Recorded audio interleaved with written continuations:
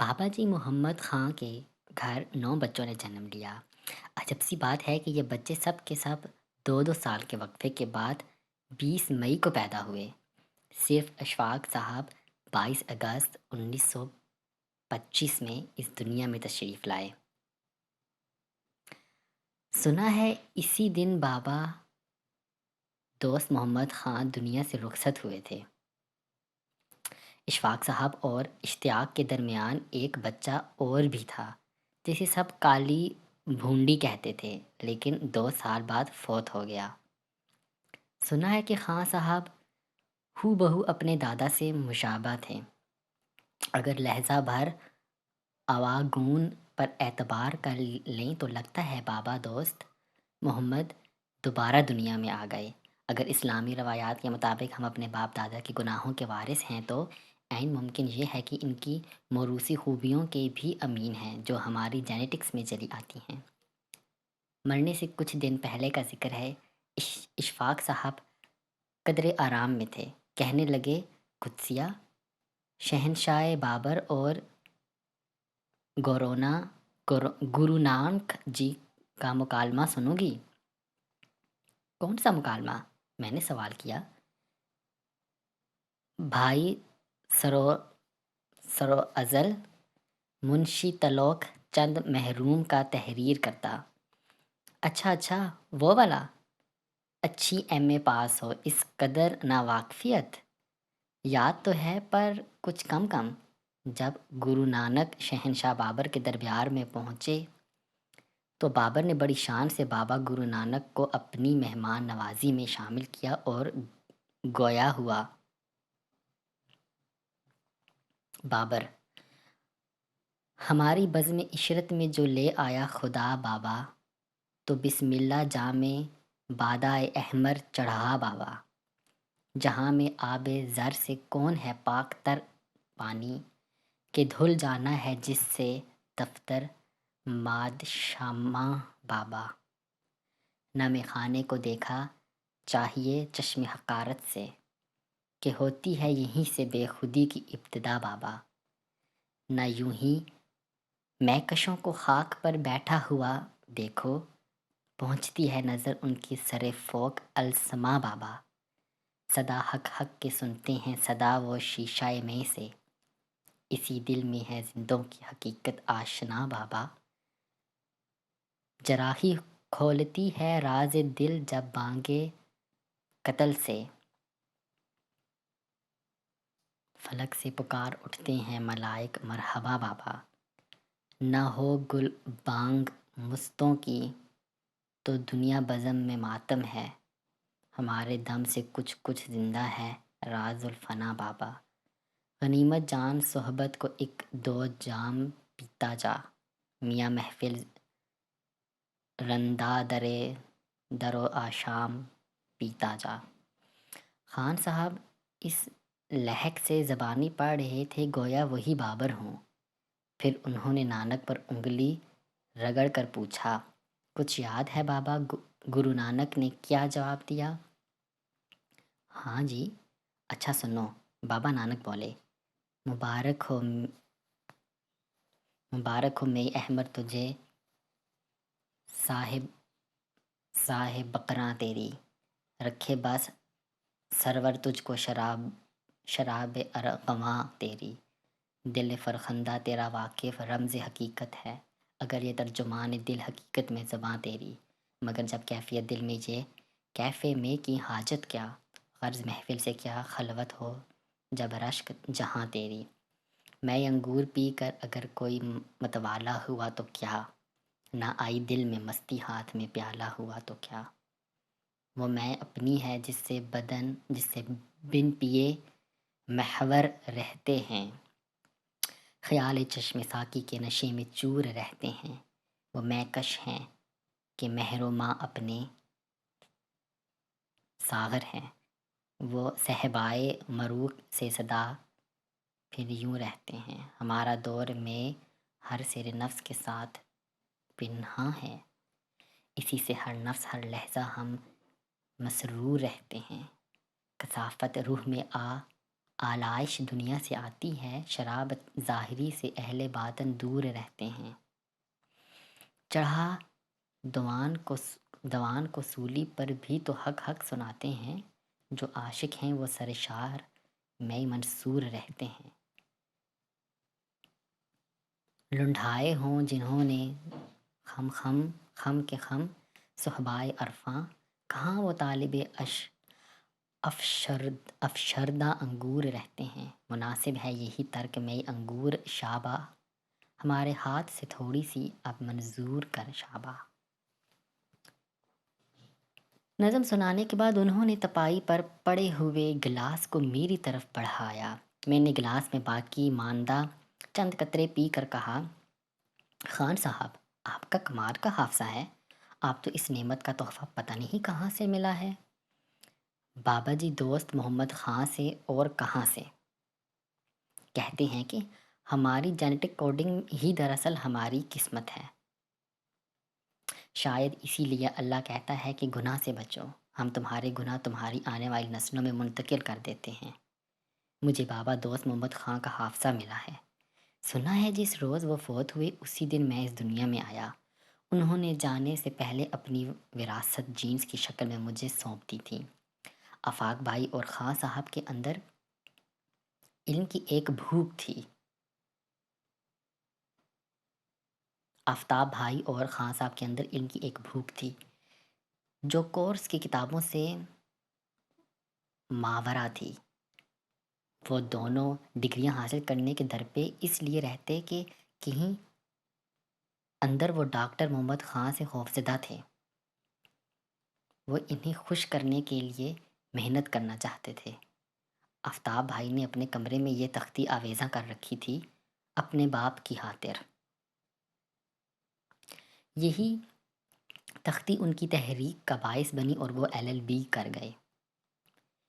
اسی خوف تلے خان صاحب نے MA اردو کیا، پھر اٹلی چلے گئے، وہاں فرانسیسی میں ڈپلومہ کیا، اطالوی سیکھی۔ ان کا پڑھنا لکھنا مسلسل تھا، لیکن وہ خالی علم کے قائل نہ جوانی میں تھے نہ بڑھاپے میں۔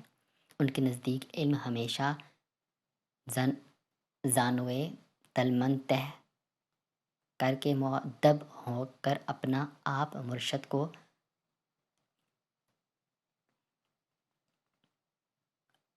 ارپن کرنے سے حاصل ہوتا ہے۔ جب تک کوئی اپنی ول سر نڈر نہیں کرتا، تربیت یافتہ نہیں ہوتا۔ مرشد کا یہی تصور ہر عمر میں ان کے ساتھ ساتھ رہا، حتیٰ کہ مرشد ہی کی تلاش انہیں بابا نگری میں لے گئی۔ جب وہ اردو بورڈ میں ڈائریکٹر تھے تو ان کے رفیق کار حنیف رامے کے بڑے بھائی رشید احمد چودھری انہیں دھرم پورہ میں بابا فضل شاہ صاحب کے ڈیرے پر لے گئے تھے، جہاں سے انہیں باباؤں کی فضیلت، تربیت، انداز زیست کا چسکا پڑ گیا۔ بابوں کی تربیت کا جزو اعظم یہی ہے کہ پہلے انہیں خلق سے علیحدہ کر کے اللہ کی رضا تلاش کرنا ہوتی ہے۔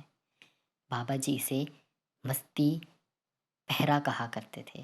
جب وہ کسی انسان کے قریب نہ تھے، جانوروں پرندوں کے ساتھ حشرات الارض اور فطرت کی بولی سیکھتے تھے، بھوک پیاس سہتے تھے۔ پھر جب مستی پہرا، مجاہدہ، مشقت، خود ازیتی کا باب ختم ہو جاتا، پھر انہیں خالق کی طرف لوٹا دیا جاتا۔ یہی کچھ خان صاحب کے ساتھ ہوا۔ پہلے وہ اپنے اندر گم ہوئے، اندر اندھے کنویں میں گھرے رہے، پھر انہیں خلق کی طرف لوٹا دیا گیا۔ خان صاحب کے 6 بھائی اور 2 بہنیں تھیں۔ جس طرح آج لوگ نیو یارک دیکھے بغیر ان کے عشق میں مبتلا ہو جاتے ہیں، اسی طرح ایک مزنگ روڈ دیکھے بغیر میں اس کے طلسماتی سحر میں مبتلا ہو گئی۔ خان صاحب کی سب سے بڑی بہن فرخندہ آپا تھیں، دراز قد، کھلے کھلے ہاتھ پاؤں والی، کوری چٹی مردانہ وجاہت، لیکن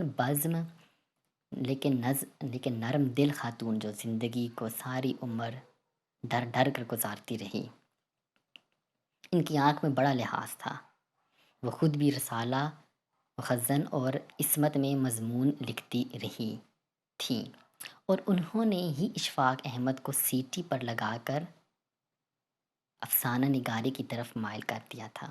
وہ مسلمانوں میں اور خاص طور پر عورتوں میں مذموم رسم و رواج اور جہالت پر قلم کاری کیا کرتی تھی۔ وہابی خیالات کی خاتون تھیں اور تعویذ گنڈے، قبر پرستی، مزاروں پر حاضری وغیرہ کو مسلم سوسائٹی کے لیے دیمک کی طرح بگاڑ کی وجہ سمجھتی تھیں۔ آپا فرخندہ کی شادی ڈاکٹر ایوب احمد خان سے ہوئی تھی، جو جنگ اسپین میں شرکت کر کے اپنا لوہا منوا چکے تھے۔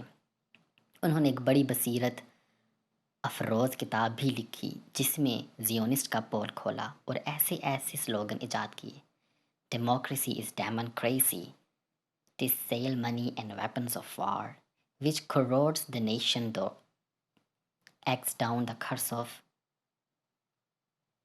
Uyuri, and the world blooms with you like the beauteous flowers red and blue, the sages of ages.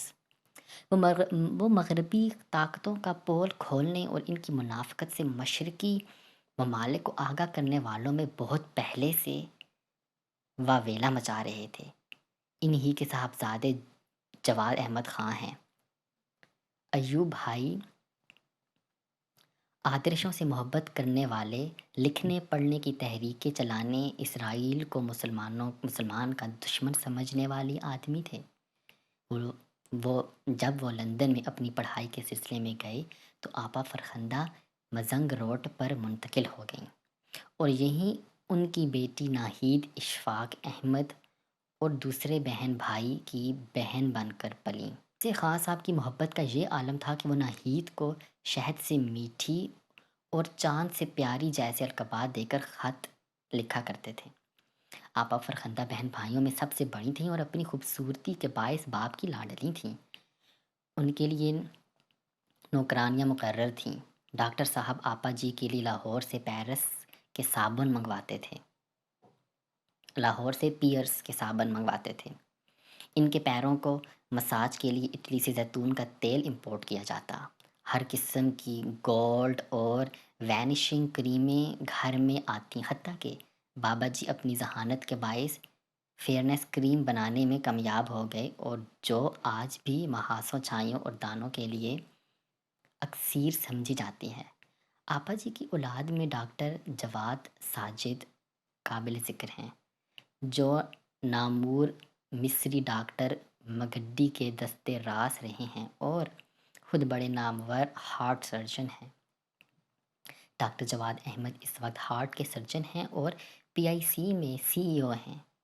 ان کے کام کی اتنی شہرت ہے کہ اسے حلال پاکستان بھی مل چکا ہے، لیکن اس کا ترائے امتیاز ان کے لیے نزدیک کچھ اور ہے۔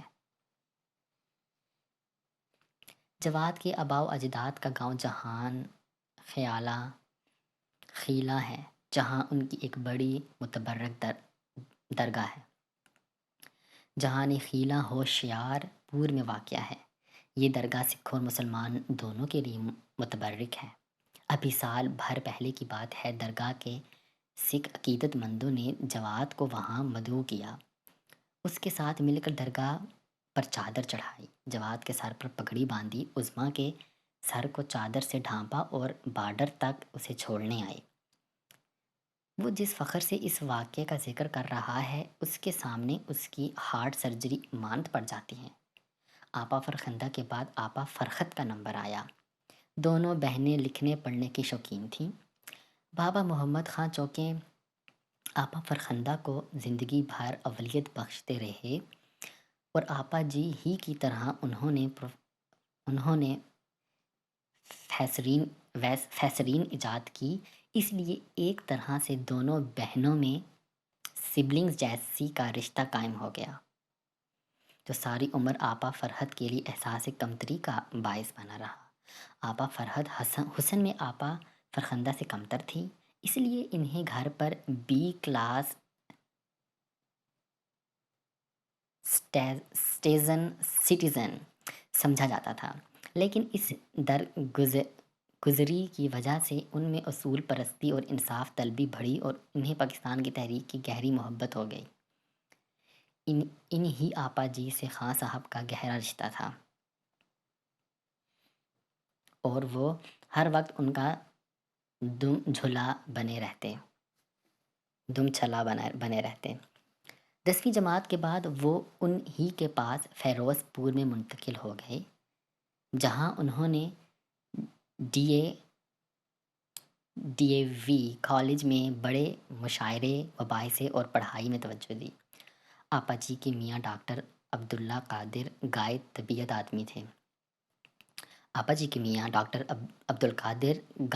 کے آدمی تھے۔ کلینک پر مریضوں کا دم چھلا اور گھر پر آپا فرخت کے گھونٹے سے بندھے رہتے۔ مسلم لیگ کے جلوسوں میں خان صاحب مائک پکڑ کر اونچی تقریریں کرتے۔ آپا جی کو ایک تقریر کے موقع پر قید کر لیا گیا۔ وہ اپنے آدرش کی خاطر خندہ پیشانی سے جیل چلی گئیں۔ یہی پاکستان سے آدرشی محبت دونوں بہن بھائی کو پاکستان ساتھ لے آئی اور اسی کے باعث خان صاحب نے پورے 39 سال تلقین شاہ لکھا۔ آپا جی کو اپنے بڑے بیٹے جاوید طارق، جو ان دنوں ہائی نون لیبارٹریز کے چیئرمین ہیں، کی بڑی فکر تھی۔ جاوید بی اے میں تھا اور پڑھائی سے مکمل طور پر بے پرواہ۔ دائیں بائیں دوستی، یار حاشی کا چسکا، وقت کا ضیاع اس کے مشغلے تھے۔ آپا جی نے جاوید کو میری شاگردگی میں دے دیا۔ میں اسے زیادہ تر انگریزی پڑھاتی تھی۔ 1951 میں اشفاق صاحب اٹلی جا چکے تھے، اس لیے آپا جی کے پاس آنے جانے میں کوئی روک ٹوک نہ تھی۔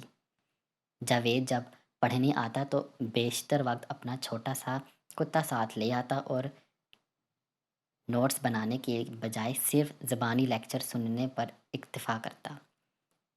کتے کو گود میں لے کر پڑھنا اور پھر ناغے بھی کرنا اس کا معمول تھا، لیکن یہی جاوید کے آگے چل کر ہائی نونز لیبارٹریز کا خالق بنا اور میرے بیٹے انیس احمد خان کو اپنی دامادی میں قبول کیا۔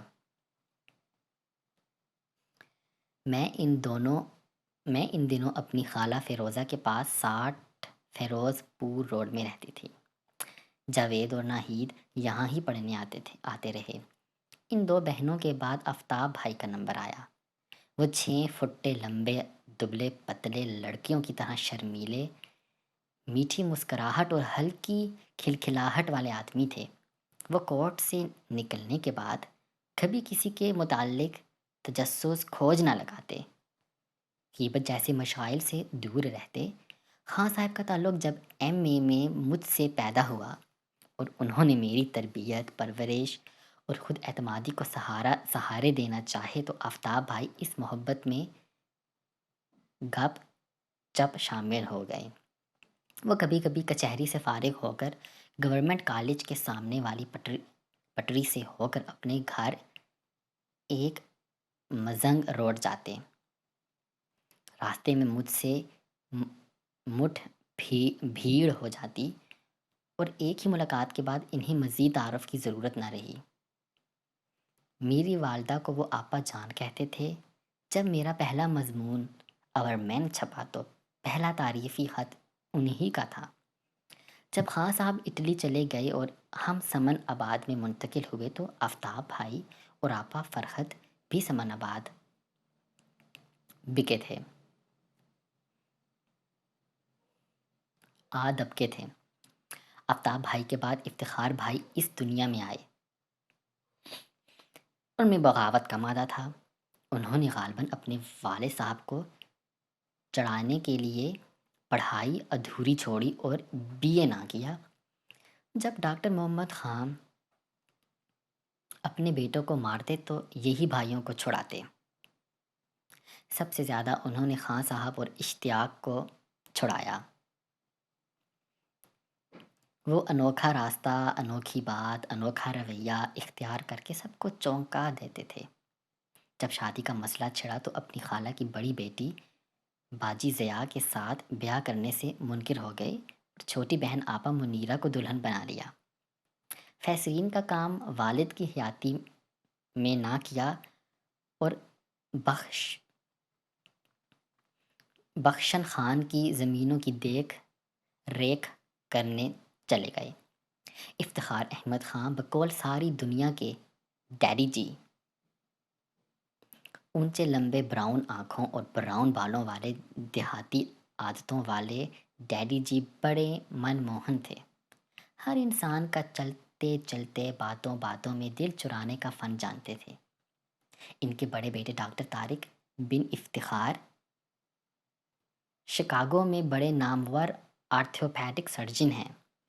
یہ وہی ہیں جنہوں نے اشتیاق صاحب اور میری وہ تصویریں بنائی ہیں جو ہماری کتابوں کے پچھلے صفحے پر دیکھا کرتے ہیں۔ لیکن بیٹوں کی تعلیم و تربیت کا صحرا ڈیڈی جی کی بیگم آپی منیر کو جانتا ہے۔ ڈیڈی جی اور اقبال بھائی نے اپنی خالہ کی 2 بیٹیوں سے شادی کی، لیکن یہاں بھی تھوڑا سا کھپلا ہوا۔ باجی ضیا بڑی بہن تھیں۔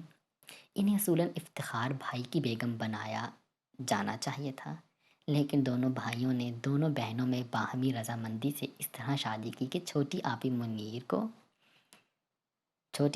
منیر تو بڑے بھائی افتخار سے بیاہی گئیں اور باجی ضیا کی شادی اقبال بھائی سے طے پائی۔ ڈیڈی جی کو بچپن سے کتوں کا شوق، کھیتی باڑی سے دل بستگی تھی۔ اس کا آپی منیر کو دلی کلک تھا۔ خان صاحب نے روم سے واپسی پر شادی کا ارادہ کر لیا تو اس گمسم شہزادے کا کوئی مددگار مزنگ روڈ میں نہ تھا۔ ان دنوں ڈیڈی جی نچلی منزل میں مقیم تھے۔ نہ جانے کیسے انہوں نے بھائی کی مشکل کو بھانپ لیا، یا پھر مفتی جی نے انہیں راز داں بنایا۔ وہی میری والدہ تک پہنچے، وہی نکاح خواں لائے، انہی کے دستخط نکاح نامے پر ہوئے۔ 455 این سمن آباد میں ہماری شادی بڑی سادگی سے ہوئی۔ میں نے پرانا سفید شلوار قمیض پہنا، خان صاحب معمولی لکیروں والے کرتے میں ملبوس تھے۔ مفتی جی محمد حسین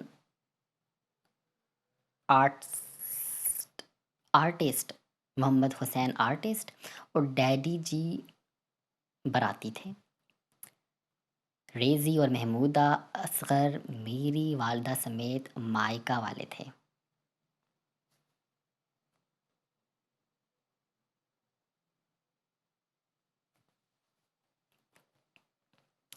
نہ کوئی ڈھولک بجی، نہ کوئی مہندی کی رسم ہی ہوئی۔ نکاح کے بعد خان صاحب نے اپنی پاس بک میرے ہاتھوں میں چپ چاپ تھما دی۔ اس میں 900 روپے جمع تھے۔ محمودہ اصغر کی شناخت کا ایک حوالہ خالدہ حسین ہے، جو اس وقت چھوٹی سی خالدہ اصغر تھی۔ محمودہ اور خالدہ انجینئرنگ یونیورسٹی کے وائس چانسلر اصغر صاحب کی صاحبزادیاں ہیں۔ اس شادی کی خبر جب پھیلی تو بابا جی نے خان صاحب کو کچھ نہ کہا، البتہ افتخار بھائی اور آپی جی کو گھر سے نکال دیا۔ اپنا بوریا بستر اٹھا کر اپنے بچوں سمیت ڈیڈی جی میری خالہ کے پاس 450 این سمن آباد آ گئے۔ آپی جی بڑی ہمت والی، ساتھ نبھانے والی خاتون تھی۔ ان کے بیٹے طارق، حارث اور عدنان کرسنٹ ماڈل اسکول میں پڑھتے تھے۔ آپی جی نے بڑی محبت کا ثبوت دیا، اپنے بیٹے طارق کو میری گود بٹھا کر گود بھرائی کی رسم ادا کی، اور اس طرح طارق بن افتخار میرا متبنی بن گیا۔ یہ نبھانے والے لوگ ہیں۔ طارق نے رسم کی لاج رکھی اور آج تک اس نے اپنے چچا اور میری ایسی عزت اور محبت کا مظاہرہ کیا کہ جو اس رسم کی یاد دلاتا رہتا ہے۔ کچھ دیر تک ڈیڈی جی اور آپی میرے خالہ کے پاس رہے۔ اتنا بڑا حادثہ یا واقعہ رونما ہوا، گھر بدری کے باوجود آپی نے ہمت نہ ہاری اور بچوں کو اسی زور و شور سے پڑھاتی رہیں جیسے وہ ایک مزنگ روڈ پر کمر بستہ رہتی تھیں۔ میری خالہ بھی بچوں کو حساب پڑھانے میں آپی جی کی مدد کرتی رہیں، اور جب کچھ عرصے بعد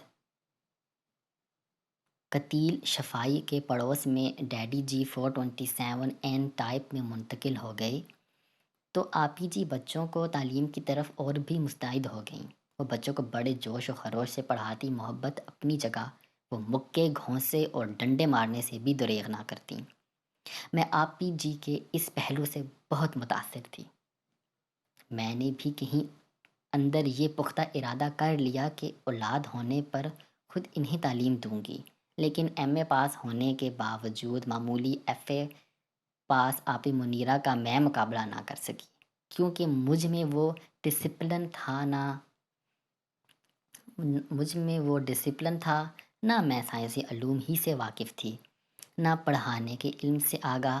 آپ ہی نے بچوں کو علم خود کفیل کر دیا۔ میں نے بچوں کے ہوم ورک خود کر کر کے انہیں اپنے اوپر انحصار کرنے کا طریقہ سکھا دیا۔ اس کی وجہ میری شخصیت کا نقص ہے، جس کا علم اب مجھے حاصل ہوا۔ میں خدمت کر کے اپنا جھنڈا بلند کرنا چاہتی ہوں۔ میرے شیخی مجھے یہ سوچنے کا موقع نہیں دیتی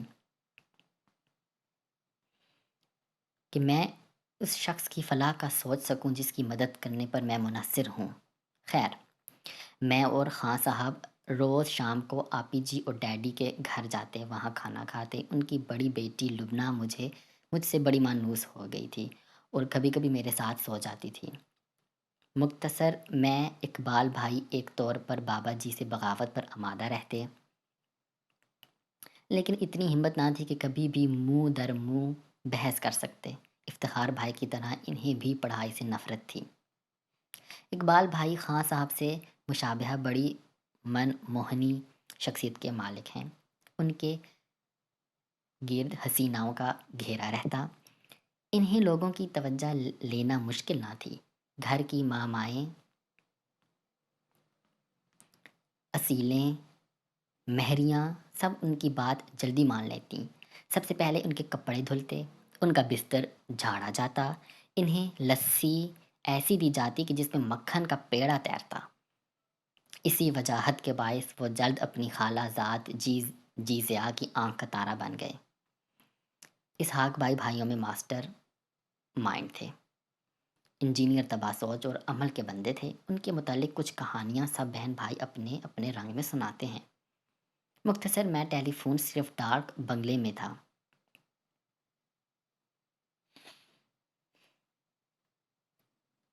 یا لدھارام کے گھر تھا، جو ہندو سیٹ تھا اور کارٹن کا بزنس کرتا تھا۔ حسن اتفاق سے اس ٹیلی فون کی تار بابا جی کے گھر سے گزرتی تھی۔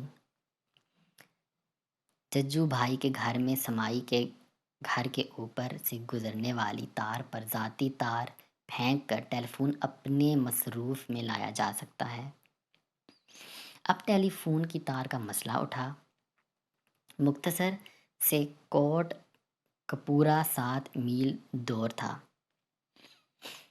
وہاں ٹیلی فون کی تار ملنے کے امکانات تھے۔